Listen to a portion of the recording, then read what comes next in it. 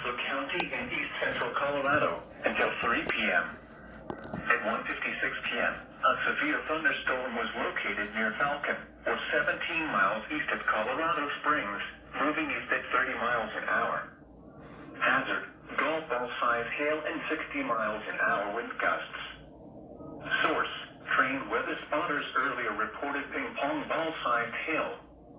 Impact, people and animals outdoors will be injured. Expect hail damage to roofs, siding, windows, and vehicles. Expect wind damage to roofs, siding, and trees. Locations impacted include Yoder, Ellicott, and Rush. For your protection, move to an interior room on the lowest floor of a building.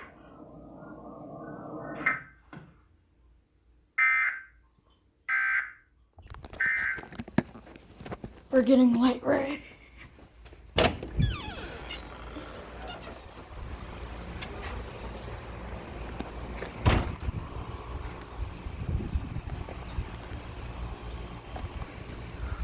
Oh, it's raining crazy.